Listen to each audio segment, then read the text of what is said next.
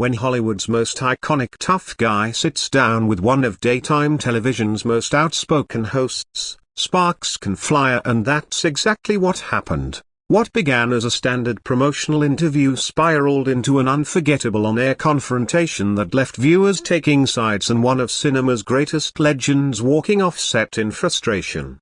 It was a typical morning at The View's Manhattan studio. Clint Eastwood arrived early, dressed in his usual understated style, a simple button-down shirt and dark jacket. At 94, the legendary actor-director still commanded respect, and today's appearance was meant to promote his latest film.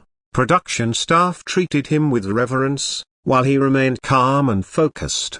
Backstage, Whoopi Goldberg seemed unusually tense, pacing, muttering, and scanning her notes. She appeared ready for something more than a casual chat. When the cameras started rolling, things appeared normal.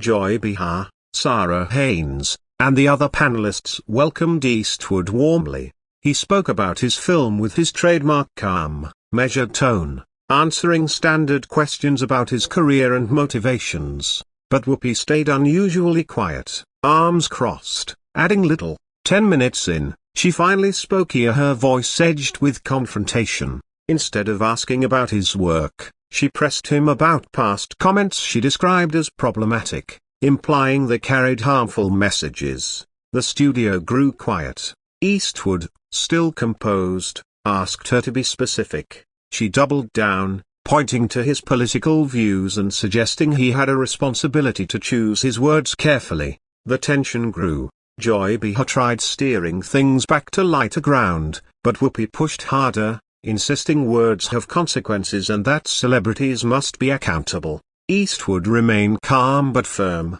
saying he had always treated people with respect and wouldn't accept vague accusations.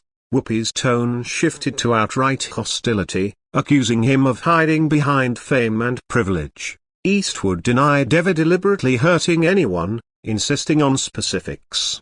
Whoopi claimed he supported candidates and policies harmful to certain communities. Eastwood challenged her to provide evidence she didn't.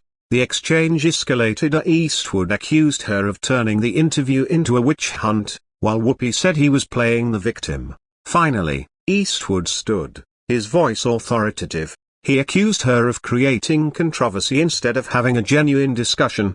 She told him to sit back down, accusing him of running away when challenged. The word privilege hung in the air like a dare. Eastwood rejected the label, saying he'd earned everything through decades of work. The clash became more personal. Whoopi said he was too used to being the tough guy who never had to answer to anyone. Eastwood shot back that she was mistaking loudness for being right and aggression for journalism. She accused him of avoiding accountability. He said she was conducting a character assassination. As the other hosts looked on in discomfort, Eastwood once again demanded specifics.